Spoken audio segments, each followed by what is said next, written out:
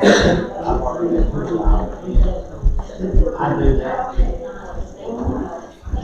morning, everyone. Larry's giving me the thumbs up, which means we're recording. So it's good to be back having classes on Sunday morning. It's good to see everyone here. It's such a good crowd. We're going to be starting off in Psalms 119.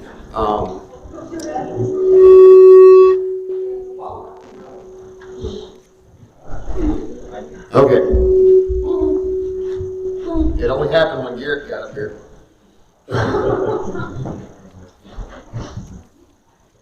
Okay, just let everyone know it is a little bit more nerve-wracking on Sunday mornings when you have the preacher who's in school in the audience. It makes it a little bit more stressful.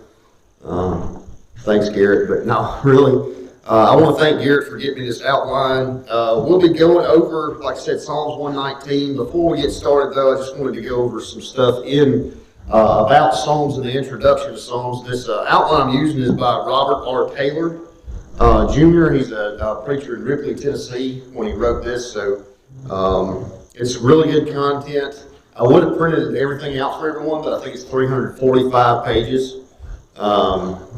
That's pretty in-depth commentary on one chapter in the Bible. But all right, let's just get into it. Psalms is easily the most familiar and deeply loved book in the Bible.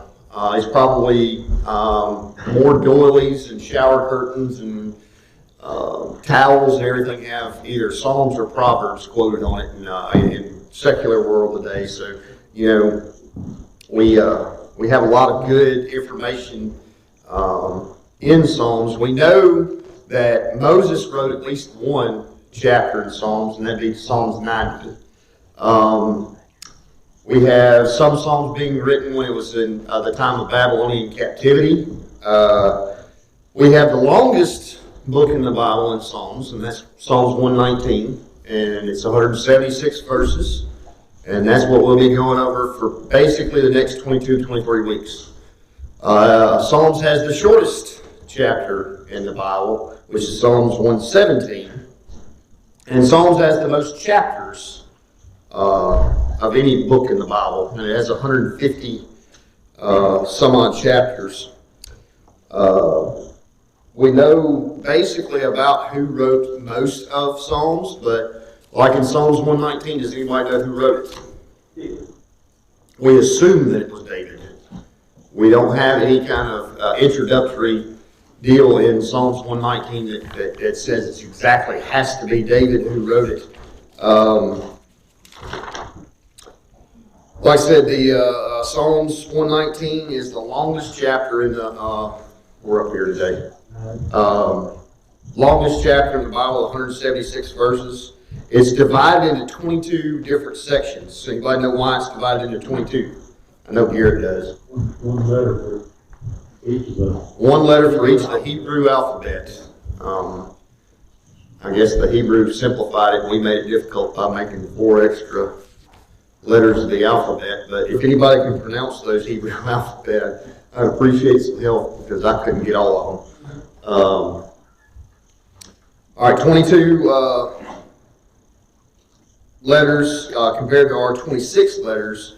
And each one of those sections starts with like Aleph and Beth and Gi and the different alphabet of the Hebrew. It's also been called the Saints alphabet by the different historians. We know that whoever penned Psalms 119 knew God existed and that he had a law. So we know, like I said, most people think it would have been David who wrote Psalms, but we're not 100% sure. There are different things that say that it was possibly a young person during the time of the Babylonian captivity or the Assyrian captivity who wrote it. Most scholars don't believe that to be true because there shows a lot of maturity in the writings in 119, and they don't feel as though a young person of that age would have been able to do it. I think the overall consensus is that David did write it, but we don't know 100%. But we do know who didn't write it. A hater of God didn't write Psalms. Psalms 119, you see a lot of love and adoration toward God in Psalms, so we know it was not someone who hated God. It was not someone who believed that the Bible was a dead letter. Today you have a lot of people who say the Bible's a dead book and it doesn't actually go by what we should be doing today, because it's kind of like Latin, a dead language. It has no meaning in today. We know it wasn't written by someone that because they did show that love and adoration toward God. We know it wasn't written by an atheist. And the reason I'm saying all these is Psalms 119 and Psalms itself is one of those books that a lot of people who are don't believe in the Bible go to say there's a lot of irregularities in the book, and it can't be a true book of the Bible, and it can't prove that God exists because there are irregularities. And since they really don't know 100% who wrote Psalms 119, there are some people that say it should be included in our Bible. But we do know how to disprove that in a way by proving who didn't write it. Like, anybody know what the definition of agnostic means? One who says there is a God but doesn't believe. Right. One who believes that there is a God, but he hasn't shown or manifested himself in any way, and there's no such thing as organized religion, basically. So basically, he can't prove or disprove there is a God, but he believes there is. We know that that's not the case of someone who is agnostic who wrote Psalms 119, because we do have such love and adoration toward God. You had something? The Psalms was included in the Dead Sea Scrolls almost entirely. Right. So that gives me a lot of confidence that if it was around first century there in Hebrew, reading 10, that it's a message from God. Right. Well, they just got out of order somehow. When you have 3 kids that love playing with stuff, it happens. 22. Okay.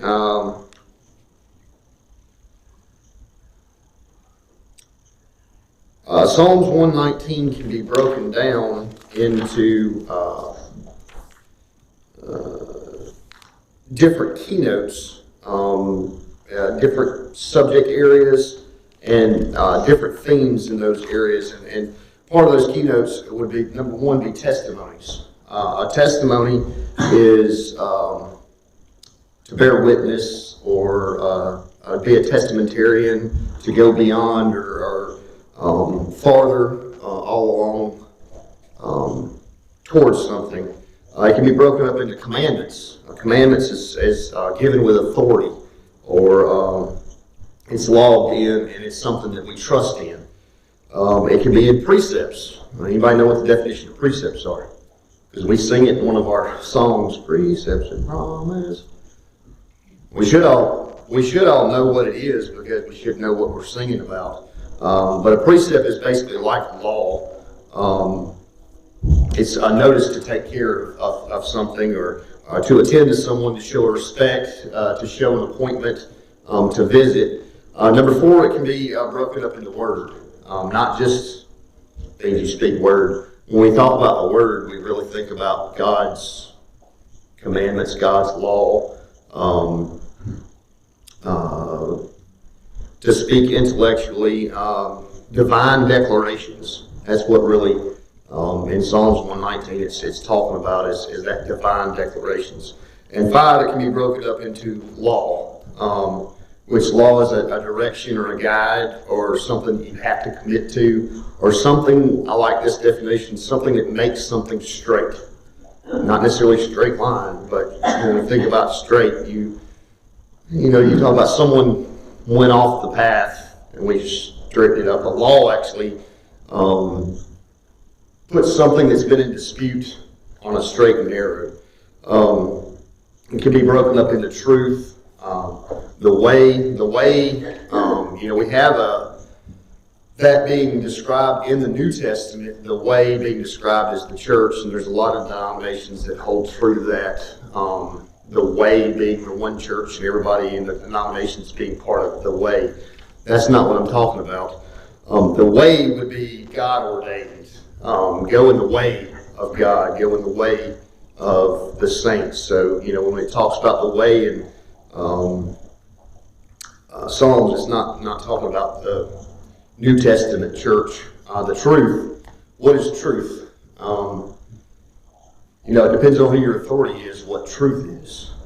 You can talk to someone who's an atheist and try to talk with them about the Bible and say this is the truth, but if they don't believe in that authority, there's no truth in it to them. But the truth we have is truth in God, and we have to have that understanding that every word that was written is God-breathed and inspired by God, and we have to hold true to that truth.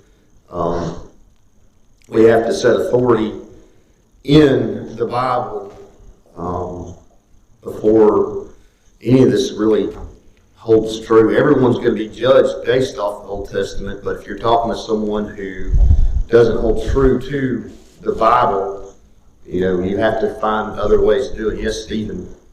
Pilate asked the question of what is truth? And when you think about truth, you're talking about absolute truth.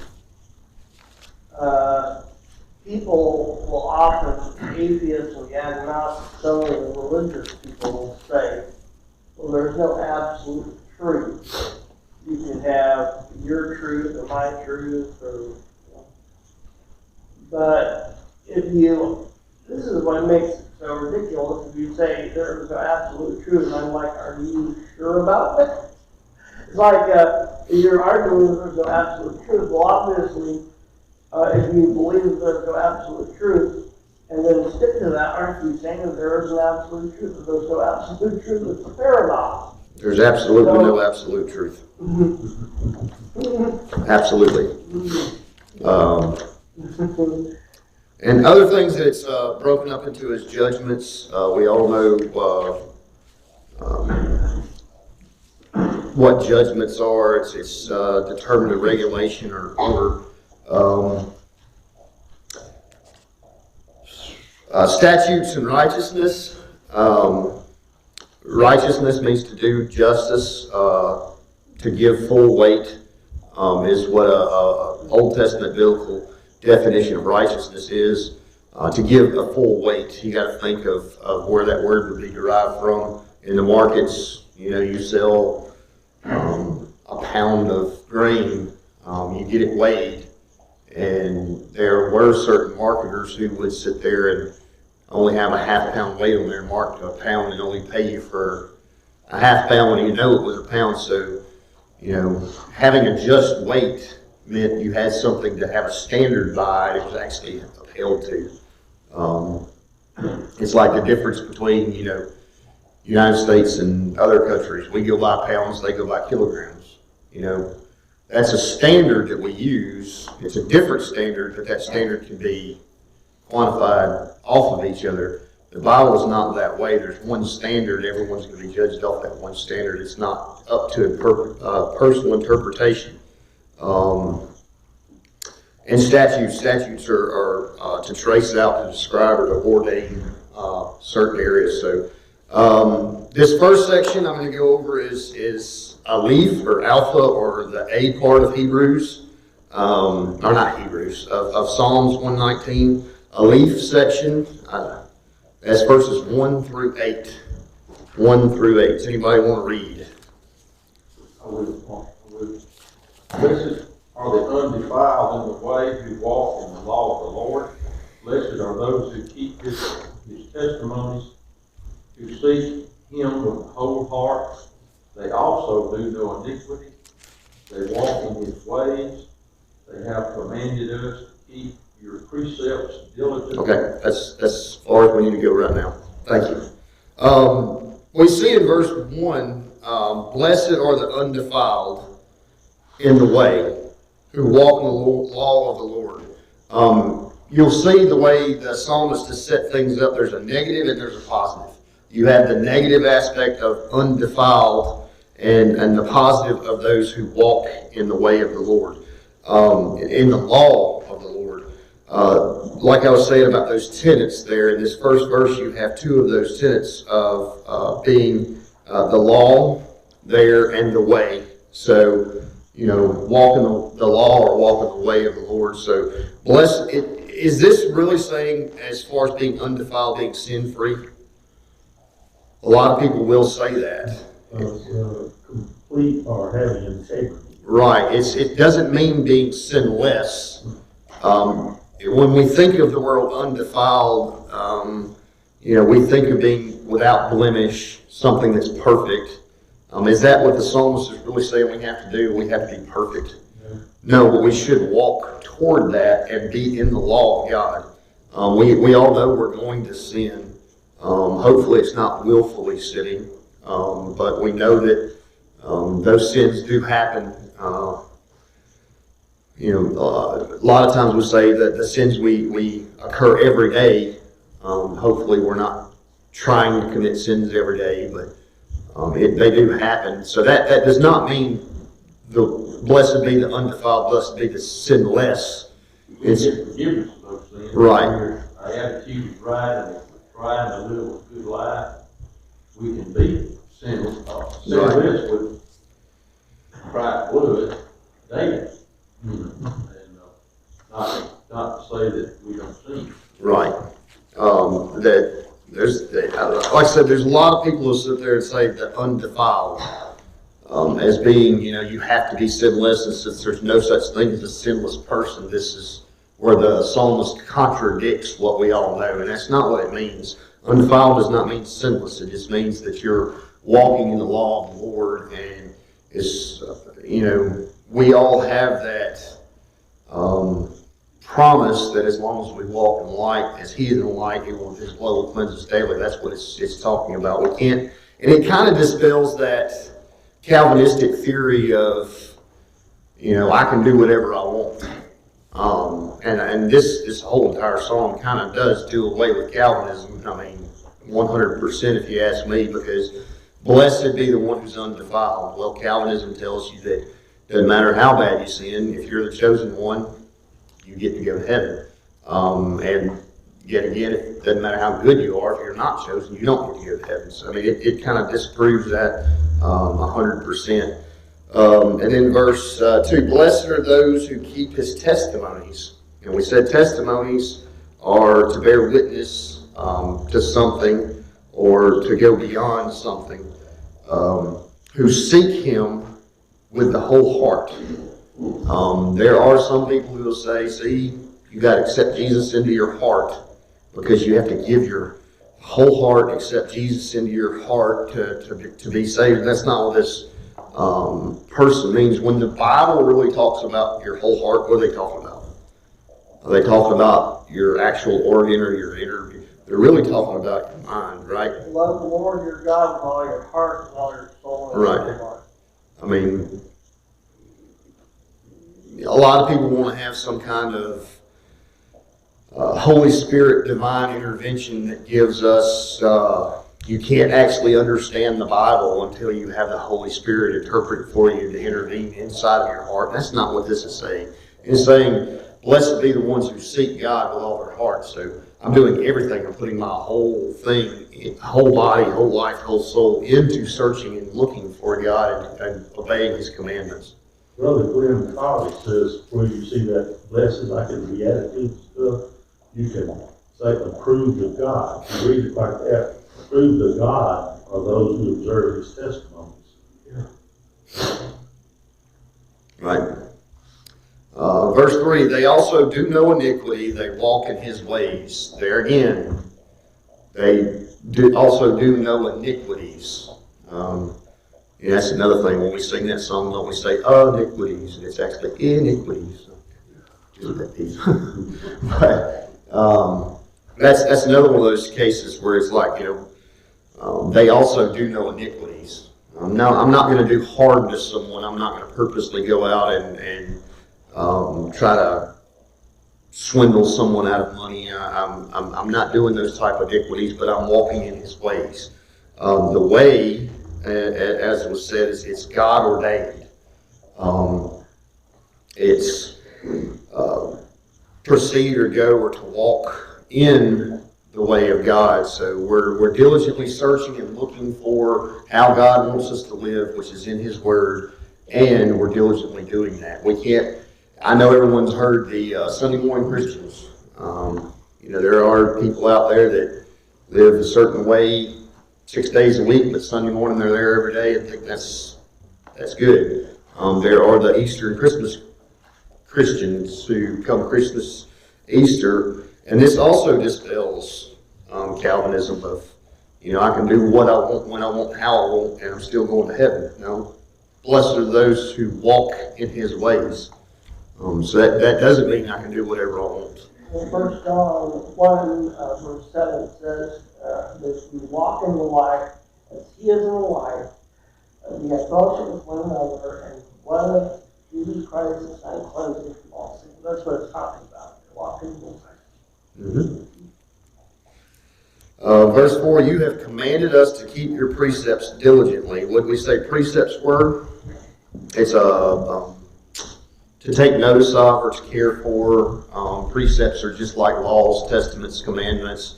The way I've always looked at it is they're all not levels of different stuff. There's not a difference between precepts, testimonies, laws, commandments. They're all basically on the same hierarchical scale. It's just different emphasis on it. It's kind of like in our law system, there are statutes, there are laws, there are policies. And there's different levels there. I'm not saying that's what these mean. It's just a different way of saying the same thing, emphasize different meanings to it. Let's see, you have commanded us to keep your precepts diligently. A commandment, though, is that a pretty serious thing? If I say, I wish for you to clean your room out again, does that sound pretty strict? Not really, but if I say I command you to clean your room, that's a different level of daddiness there, isn't it? Hopefully she'll realize that's a little bit more serious than that. But usually when I say command, that's a pretty serious thing. So it says you commanded us to keep your precepts diligently. What does diligence mean? Does that mean sometimes? Does that mean steadily? Does that mean always? A preacher growing up, Brother Glenn Sargent, he always said, if you see the word diligent, replace it with the word always. Diligence gives a little bit more of a urgency to it.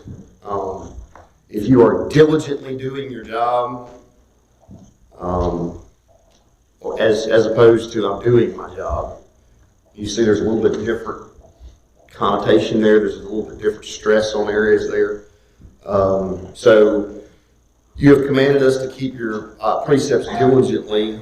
Oh, that my ways were directed to keep your statutes. Well, that's one thing I don't think I went over is the statutes.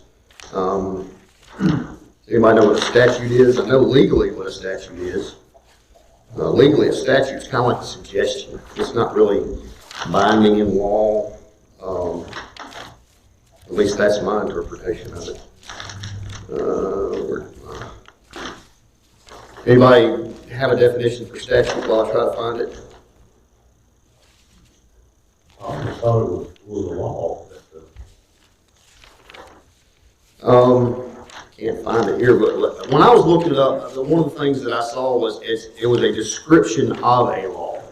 You have a law, but then you have descriptive words that show what's the law's about. It's like in our law, we all know that it's against the law to commit murder. But there's different statutes under that law. What does first degree murder mean? What does capital murder mean? What does second degree murder mean? What does this murder mean? There's different statutes there. So I've always looked at it as a statute is a description of a law, or it's a Law that stands. A law that stands is what the means on there on Google apparently. I don't know what happened to that page. I apologize. Let's see, to keep your statutes, then I would not be ashamed when I look into your commandments. I will praise you with uprightness of heart when I learn your righteous judgments. So it says, then I would not be ashamed when I look into all your commandments. What commandments? Any commandments. A lot of people look at this and say that it has to be the Ten Commandments. It has to be the Ten Commandments. Is that what they describe here? No. It says all commandments. As New Testament Christians, are we bound by the Old Testament Ten Commandments? Some of them, because they were reaffirmed by Christ. But not all of them. Remember the Sabbath and keep it holy. Is that a Ten Commandment? Yeah. But is it a New Testament commandment? No. I know a lot of Christians who sit there and say, I won't do anything on Saturday because it's Sabbath. Or they'll say the Sunday is the new Sabbath. It's the New Testament Sabbath. That's not true. But it's saying when I look into all your commandments. Just on a personal note, don't you feel better when you actually know that you're living right, living the way God wants you to? Doesn't it feel really good? Can you read verse 7 all over again? Verse 7, I will praise you with uprightness of heart when I learn your righteous judgments. Mine's got rules. And I just, Rules as opposed to judgments? yeah. That's the English standard. Okay. Mine's, I think, it's the New King James. Yeah, New King James. Anybody else got a different translation on verse 7? We got King James. What's King James? When I learn your righteous.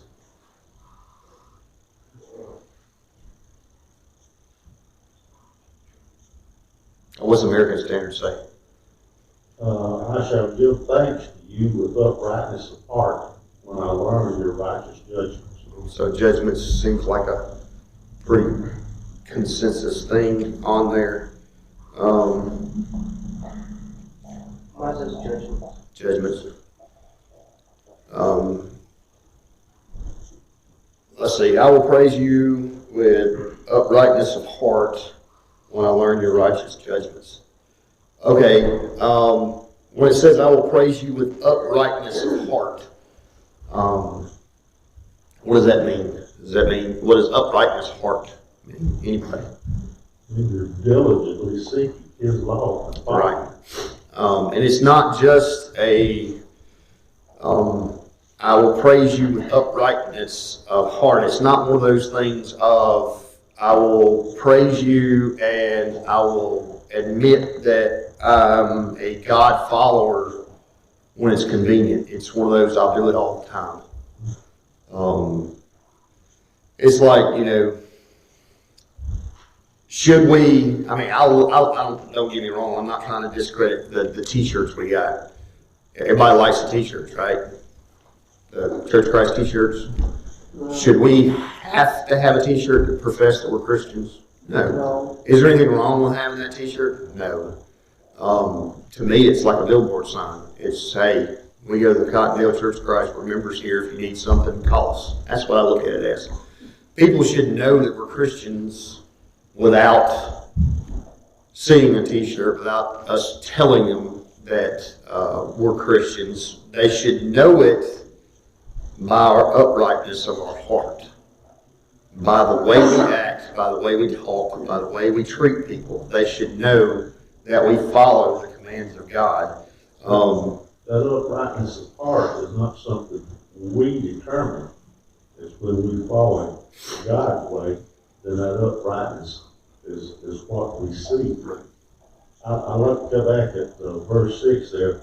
The American Standard Bible says, then I shall not be ashamed when I look upon all your commandments. That takes me over to Hebrews chapter 11, verse 16, talking about all the saints of God, He said, but as it is, they desire a better country, that is a heavenly one. Therefore, God is not ashamed to be called their God. all the heroes of the Bible. Right. And there is it's not a theme, but there's a commonality in a lot of different books in the Bible, Old Testament and New, about shame. Shamefacedness is when we're talking about modesty. The thing about shame is, can you feel shame for me? You can feel ashamed of me, but shame is one of those personal things. When you have no shame, we've all heard it, oh, she has no shame, we're in that. We all know what we're talking about. When you lose that shame, that feeling of shamefulness, there's a lot lost.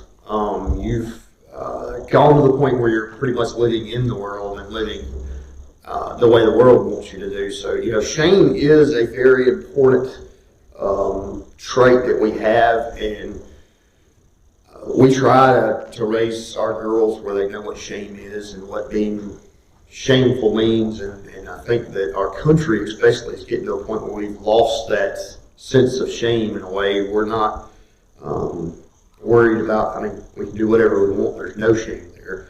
But shame, then I would not be ashamed when I look into your commandments. I'm not ashamed of following God. I'm not ashamed of what I do.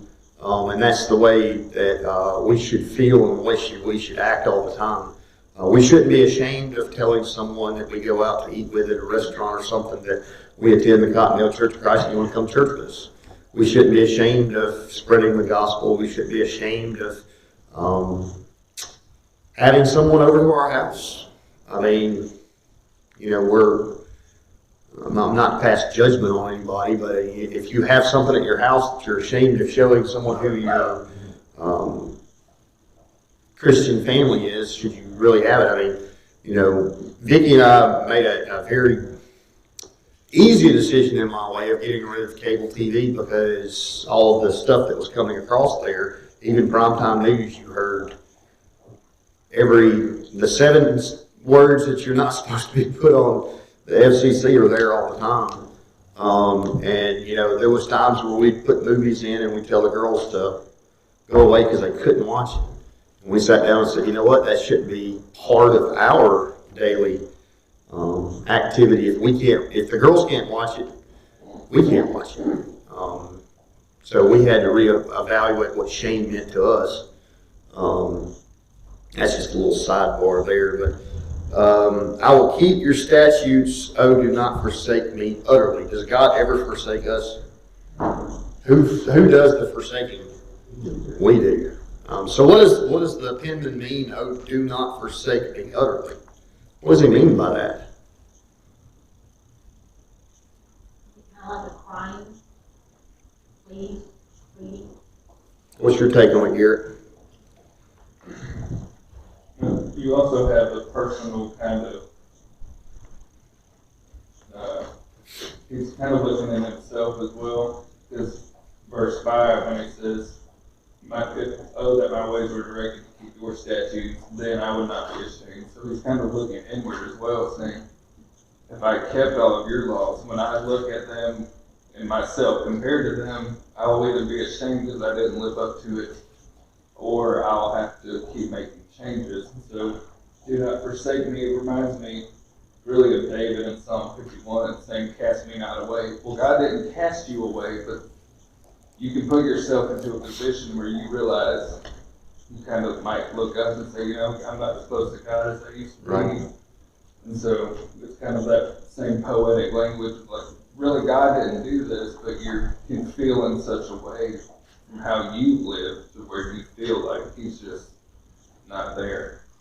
And I read one commentary where a person said that this would be like someone today saying, please suspend your judgment until I have had an opportunity to talk to someone or something. It's not telling God, your judgment and sending Christ back and ending the world's going to be on my time.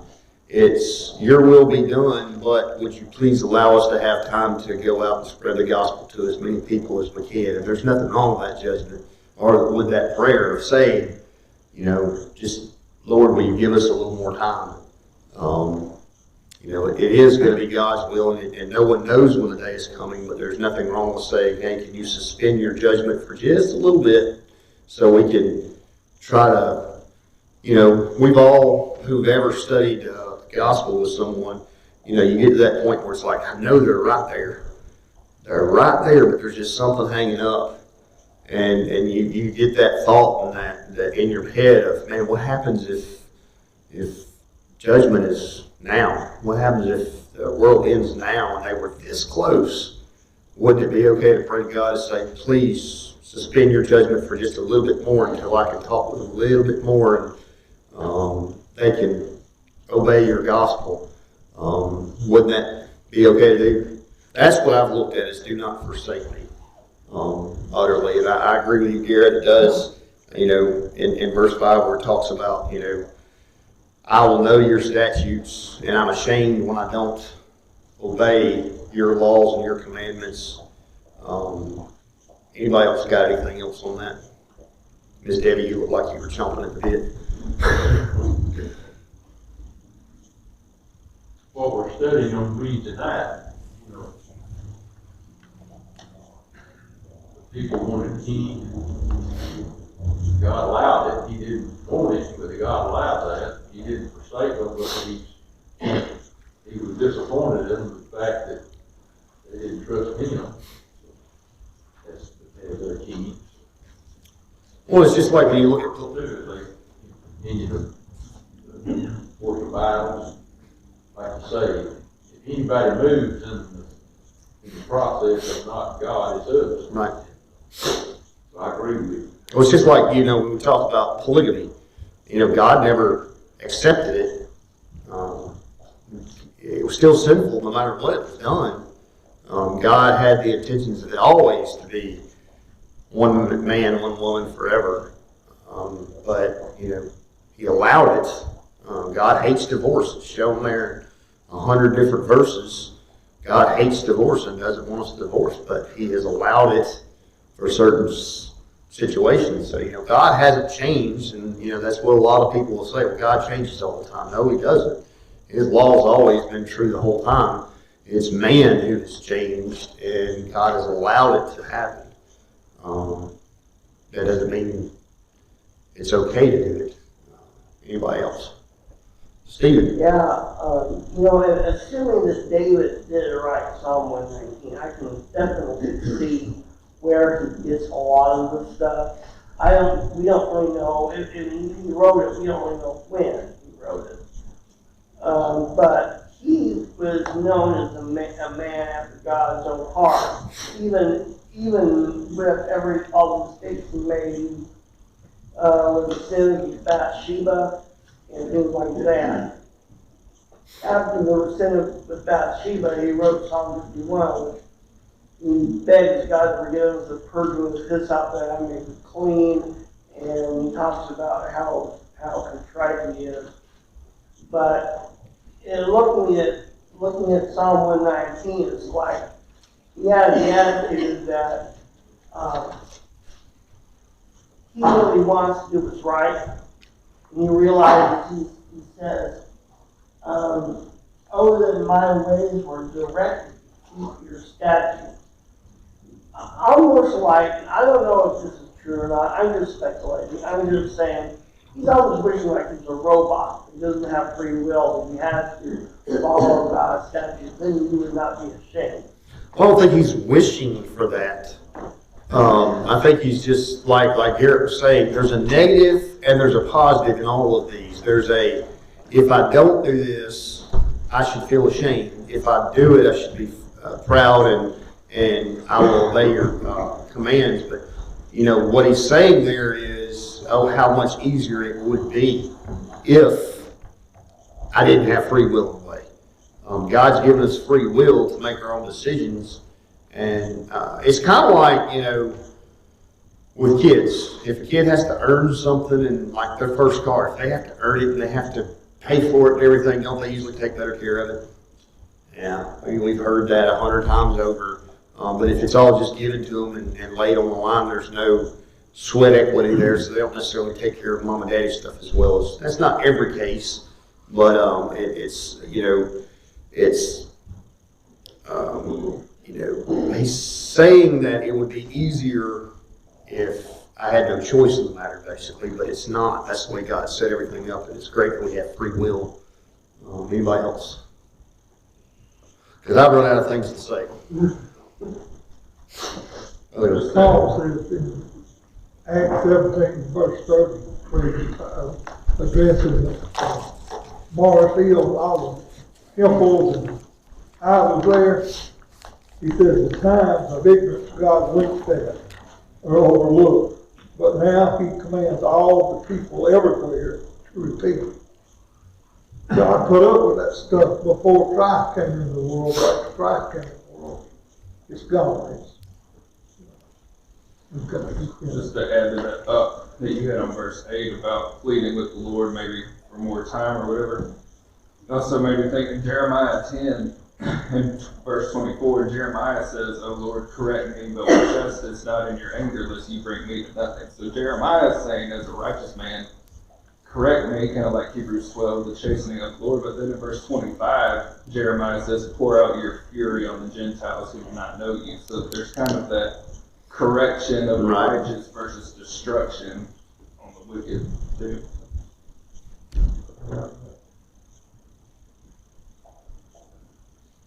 Well, if there's nothing else, I know I got about 3 minutes left. I'm not going to take up that one. We just have a little early break. Good job.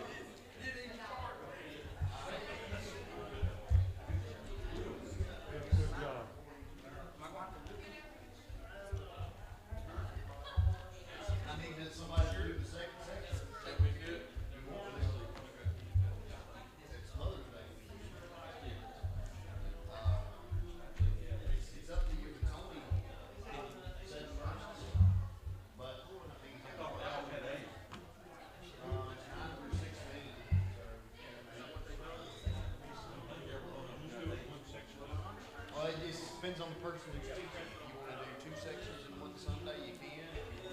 Because, I mean, like I said, this guy, this Taylor, got 345 pages.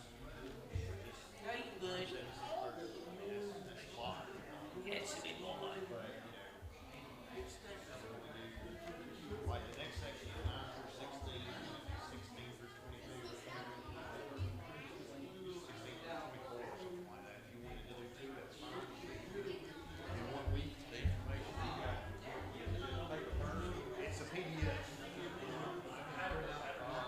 What I can do is I can print out a copy front to back of one. Together, put it down.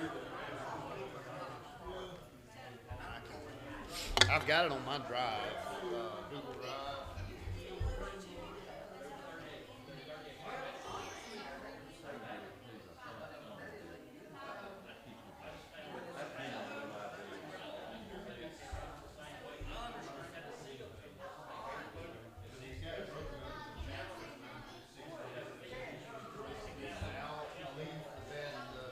The alphabet section. Some of them you can get through in 1 week, some of them you can get through 3.